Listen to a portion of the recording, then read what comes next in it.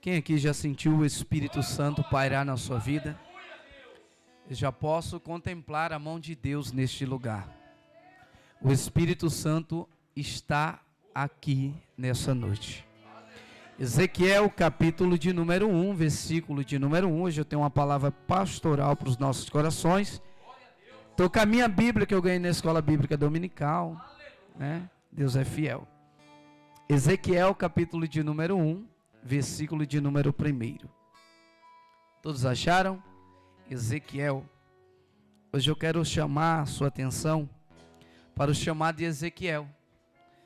Ezequiel, capítulo 1, versículo de número 1, diz assim: E aconteceu que no 30º ano, no 4º mês, no dia 5º do mês, que estando eu no meio dos cativos, junto ao rio Queibá, se abriu os céus. Se abriu o quê?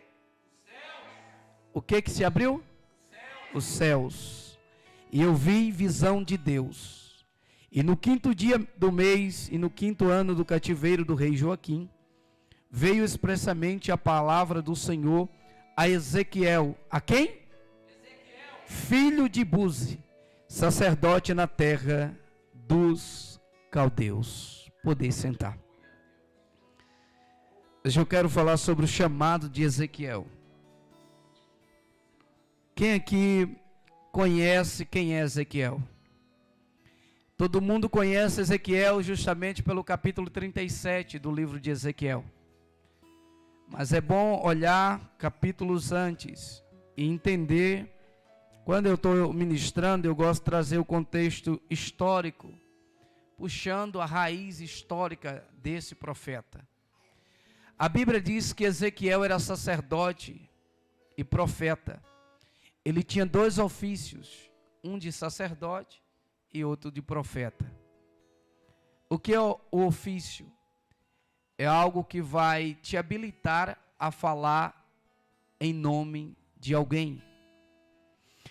Só para trazer uma ilustração, se alguém precisar fechar aqui a rua ou fechar uma avenida, ele tem que ir na prefeitura pegar um ofício. E esse ofício vai dar autonomia para essa pessoa exercer algo naquela área, sim ou não? Sim. Então o ofício de profeta no Antigo Testamento era alguém que tinha autenticidade de Deus para falar sobre algo. Era alguém que era habilitado por Deus para falar na terra. Então ele tinha 2 ofícios, de sacerdote e de profeta, perfeitamente. O serviço de sacerdote era aquele que ia para o templo, sacrificar a Deus e zelar pelo templo. O ofício de profeta era aquele ofício que ele escutava no templo e ia falar o que ouviu para o povo dentro do templo. Então Ezequiel era sacerdote, praticava os exercícios sacerdotal no templo, ouvia de Deus e profetizava para o povo. A importância de você estar aqui é que você escuta aqui, ouve aqui e ministra na sua vida como um profeta de Deus em meio às adversidades. Então, o sacerdote começava, o serviço sacerdotal começava aos 30 anos de idade. Ezequiel tinha 30 anos de idade, eu estou trazendo o contexto histórico. Ezequiel tinha exatamente 30 anos de idade quando ele saiu da terra de Jerusalém e foi viver o exílio na terra da Babilônia. No ano 593, a Babilônia invadiu Jerusalém. E invadindo Jerusalém, ele vai execrar os profetas, leva os profetas de Jerusalém para a terra da Babilônia. E a Bíblia diz no capítulo 1 de Ezequiel, no 35º dia do mês do reinado do rei Joaquim, Ezequiel, estava no meio dos exilados. Aonde é o exílio? Babilônia. É para você entender o contexto, e você depois vai glorificar a Deus. Aonde Ezequiel está? Na Babilônia. O que é que Ezequiel é? Sacerdote e profeta. Mas ele está onde? Na terra da da Babilônia. Babilônia é um lugar de adoração ao Deus de Israel, sim ou não? Não. Babilônia adora o politeísmo. Sabe o que é isso? Uma religião que vai desmistificar a terra dos caldeus. Ou seja, os babilônicos adoram N deuses. Não tem um Deus. Nós adoramos ao único Deus de Israel. Ao único Deus. Mas quando Ezequiel entra, ele entra com o ofício de profeta e de sacerdote. Quando ele está em Uz dos Caldeus, ou na terra dos caldeus, quem falou com ele? A mão do Senhor estava sobre Ezequiel, ou seja, o ambiente não impossibilita Deus de falar com você. O ambiente onde você encontra não vai neutralizar aquilo que Deus tem para realizar na sua família. Ezequiel está na terra da Babilônia, mas a mão do Senhor está com Ezequiel, está entendendo? O lugar não vai dignificar quem você é, mas é sua titularidade diante de Deus. É o seu ofício de profeta que vai fazer o céu parar. O céu parou para olhar para Ezequiel. Ezequiel está no lugar onde ele quer? Sim ou não? Não. Ezequiel está exilado. A palavra exilado significa expulso ou banido da sua pátria. Então Ezequiel entende que ele tem uma promessa de Deus, que ele tem uma visão de Deus, que ele tem um ofício de Deus, e essa quarta-feira é justamente isso, a quarta-feira profética. A palavra profetizar significa clamar ou falar para alguém que tem autonomia de resolver os seus problemas. Quem chegou com problema aqui nessa noite? Eu cheguei, por isso que eu estou levantando a mão. Mas eu sou um profeta, eu tenho o ofício de Deus para dizer: enfermidade, você não vai entrar na minha vida nem na minha casa. Eu sou profeta de Deus. Mas ele é membro de uma família sacerdotal.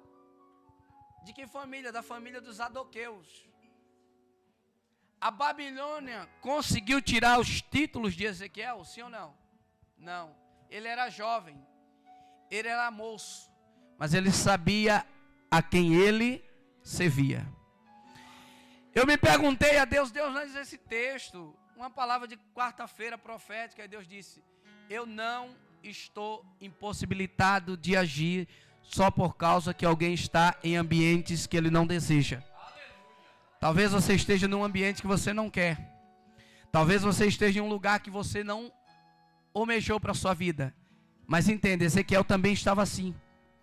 Ezequiel estava num lugar fora da sua pátria. Ezequiel estava banido da sua família.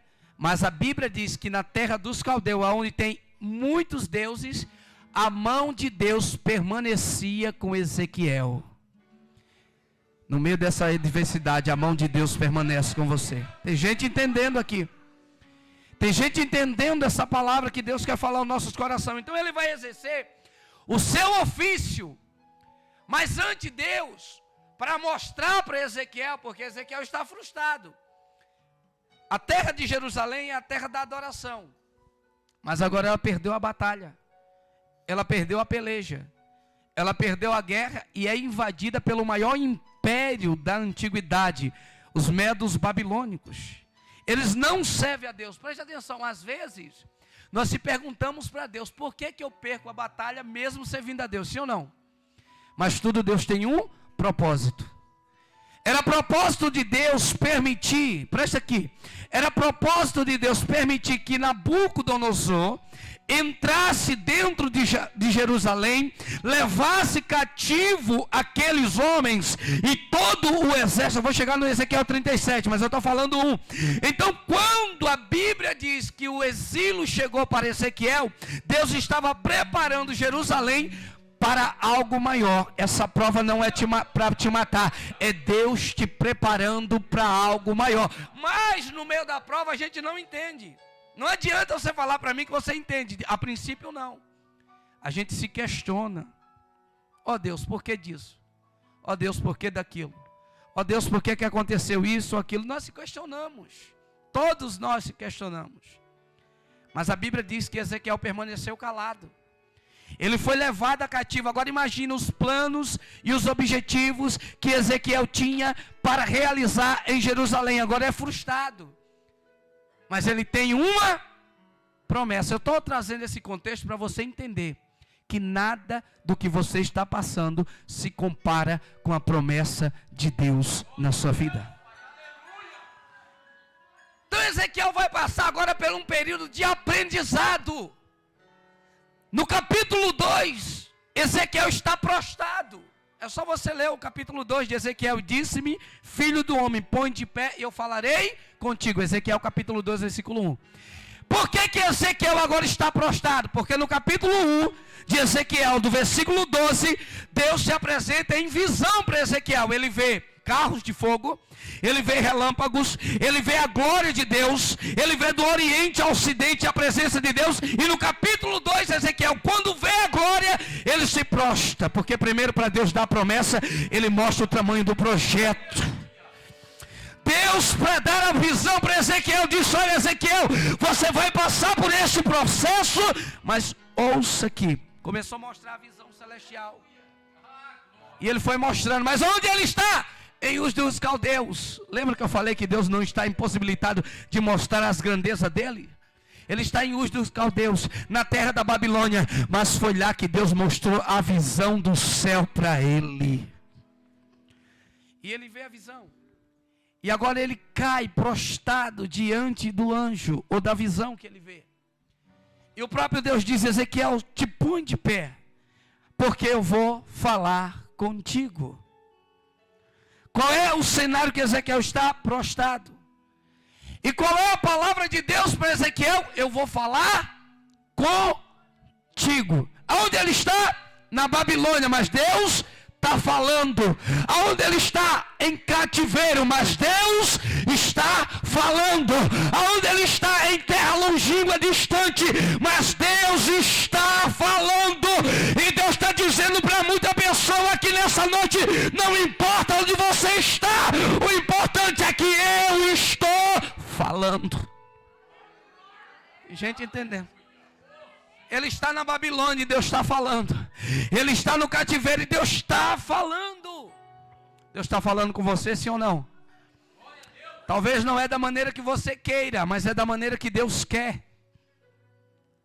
Às vezes a maneira que Deus usa para se comunicar conosco foge do nosso padrão, do intelecto. Deus mostrou a visão para afirmar Ezequiel. E a Bíblia diz que o Espírito ia conduzindo Ezequiel. Para onde o Espírito ia, os carros e os animais iam. Para onde Ezequiel olhava, o Espírito ia. Significa que Deus não dá nada sem antes o Espírito dele trabalhar na sua vida. Ele está trabalhando aí na sua vida? O Espírito Santo já trabalhou na sua vida? Ah, mas talvez não foi hoje, mas ele já trabalhou algum dia na sua vida. Aleluia, você está aqui não é porque você quer, não. Você está aqui porque o Espírito Santo já trabalhou na sua vida. Eu estou pregando um sermão expositivo, que é um dos mais difíceis. Não é um sermão temático que você vai entrar em vários temas bíblicos, não, mas é um expositivo. Ezequiel está na Babilônia, está na terra dos caldeus. Agora imagine essa tradição e adorar a outros deuses. Imagina a humilhação de Ezequiel no cativo. Imagina agora a Babilônia festejando porque derrotou o exército de Jerusalém. Mas Deus está dizendo: eu estou te preparando, Ezequiel, para algo maior. Deus vai preparar Ezequiel no capítulo 1 para levar ele até o capítulo 37. O vale de ossos secos. Deus preparou Ezequiel e disse: olha, o meu Espírito está com você. Porque se o Espírito de Deus não estiver com a pessoa, você não anda. Tudo que você faz não dá certo. Tudo que você faz dá errado. Talvez porque você não convidou o Espírito de Deus para de entrar no teu propósito. Ezequiel entendeu e ficou calado. Disse: agora no capítulo 37, o próprio Deus disse: Ezequiel, vou te levar não para o vale, mas para você andar sobre o vale. ao tema da campanha. Por quê? Só anda com Deus quem está Tem gente entendendo aqui nessa noite. Só anda com Deus quem tem propósito. Deus disse: Ezequiel, estou te preparando. Olhe para este vale. Ele não pegou ninguém, só pegou Ezequiel. Olhou para o vale, está andando. O que é que você vê? O vale de ossos secos. Aí Deus disse: esses ossos estão sequíssimos, mas Ezequiel está andando. Deus vai mostrar a Ezequiel para ele conhecer o terreno. Você está perto da bênção, você está andando no terreno da sua vitória. Você está em meio ao vale, você não desceu no vale. Deus está te mostrando o vale de osso seco. Quem é esse vale? A nação de Israel. Mas por que Deus levou Ezequiel para lá? Porque ele tem um ofício. Sabe por que Deus te cobra tanto? É porque você tem um ofício de profeta. Oh, meu Deus. Quem tem um ofício de profeta, você pode se esconder, mas algo queima dentro do seu coração. Algo queima. A chamada de Ezequiel foi diferente. Eu disse: ande por esse vale. E começou a andar pelo vale de ossos secos. Quem sabe você está na beira do vale e Deus está dizendo: profetiza. Tem muitas pessoas que acham que é só para profetizar o pastor porque está aqui, ou o obreiro. Não, você é um profeta de Deus. O próprio Lucas, capítulo 10, versículo 19, diz: eis que eu vos dou poder e autoridade. Você tem poder de Deus aí. A palavra poder significa dínamos, força explosiva de Deus. Quando alguém tem poder, ele começa a andar. O vale não para você. Aleluia. Deus está, levante a mão para o céu assim. Deus está dizendo para você: este vale não vai te parar. Você é um profeta, você tem ofício e você tem poder de Deus. Recebe poder. Recebe poder de Deus aí. Recebe poder. Ah, mas não está acontecendo nada na minha vida até um dado momento. Mas quando você recebe poder, você anda. Qual é o estado de Ezequiel? Está prostrado. E Deus começa a levantar Ezequiel.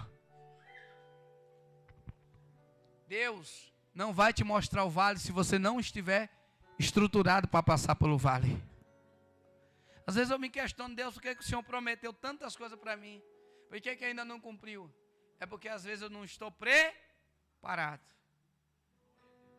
Deus mostrou para Ezequiel o vale. Qual é o vale que Deus tem mostrado para a sua vida? Muitas pessoas acham que o vale é só prova, destruição. Não. Deus disse a Ezequiel: anda sobre a face do vale. O que é que tu vê? Vejo ossos secos. Você pode acreditar que esses ossos podem reviver? Ele disse: Senhor, tu sabes. E Deus disse para Ezequiel: profetiza. Profetiza. Para Ezequiel era diferente. Ezequiel, irmã Érica, profetizou muitas coisas no livro de Ezequiel, nos 48 capítulos de Ezequiel. Ele profetizou muita coisa, menos para mortos. Qual é o estado? É de morte. Mas Deus disse: profetiza. Qual é o estado? Calamidade. Mas Deus disse: profetiza. Segundo a minha foi segundo a palavra de Ezequiel? Não, foi segundo a palavra de Deus. Sabe por que muitas das vezes você parou? É porque você quis vencer com a sua força, você quis vencer com a sua sabedoria. Deus está dizendo: profetize segundo a minha palavra. Aleluia. Deus disse para Moisés: Moisés, o que eu tenho nas mãos? Eu tenho um cajado. Então toca, porque a água vai se abrir. Aleluia. Isso de tocar, de orar, é eu que faço, mas o milagre provém de Deus. Aleluia. Talvez você olhe para a sua casa e nada está dando certo. Chega lá, começa a profetizar. Ele está sequíssimo. Primeiro milagre que Deus realizou foi constituir a estrutura dos ossos, nos nervos. Começou a estender pele sobre ele. Mas primeiro, Deus começou a trabalhar na base, na estrutura. Deus não dá projeto para ninguém sem antes ter estrutura, não ter base. Se você tem base, você vai. Se você não tem, você naufraga. Mas Deus disse: eu vou profetizar a base. Então começou a fazer os ossos, os nervos. Começou a estender pele. Agora disse: Ezequiel, profetiza. O mais difícil Deus fez. Sim ou não? Começa a juntar ossos. E lá no vale começou a ter o quê? O rebuliço. Começou a ter um rebuliço. Começou ossos com ossos se juntarem. E provocar um rebuliço, um ruído.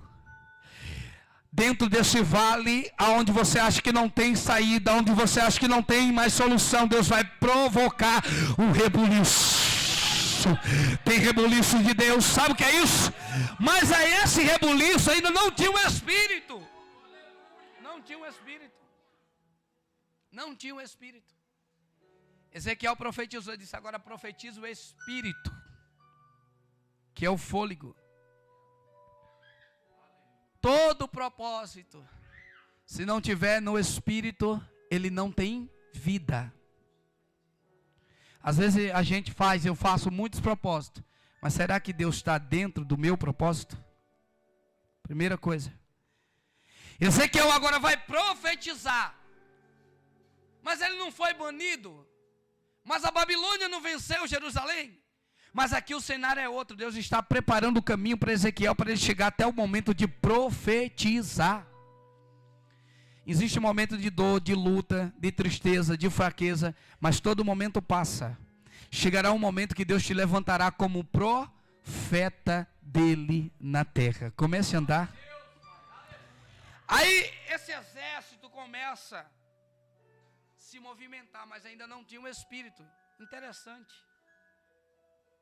Eles só começam a fazer barulho. Eles só começam a se movimentar depois que o Espírito de Deus adentra sobre ele. No capítulo 1, do versículo 10, o Espírito de Deus estava sobre aquela carruagem. A carruagem se movimentava. Em Ezequiel 37, o Espírito está sobre o vale, mas ainda não adentrou sobre os corpos. E a Bíblia diz que houve-se um grande reboliço e o Espírito de Deus entrou e ele se pôs de pé. Quem aqui vai deixar o Espírito Santo entrar na sua vida para te colocar de pé? É algo profundo, é algo temático nessa noite. O Espírito está colocando muita gente de pé nessa noite. Ah, mas eu não caí. Mas Deus está dizendo: você está na beira do vale. E na beira desse vale a palavra de hoje é profetiza. Profetiza, profetiza, profetiza sobre esse vale de ossos secos. Tem momentos que nós não temos nem mais, irmã Deusita, vontade de profetizar, mesmo nós tendo títulos de profeta, porque esquece a vocação. Se pôs de pé um grande exército, mas faltou algo para mim encerrar aqui, que só tenho 1 minuto. Se coloque de pé para a gente orar. Já vai dar 9 horas, passou rápido. Deus, preste atenção, Deus, para encerrar aqui, para você pegar e ir para casa glorificando a Deus. Deus, irmão Lucas, Ele colocou os nervos, colocou ossos, colocou pele, colocou o Espírito, e a Bíblia diz que se pôs de pé um grande, só que no capítulo de número 37, o próprio Deus disse: eu vou trocar o seu coração.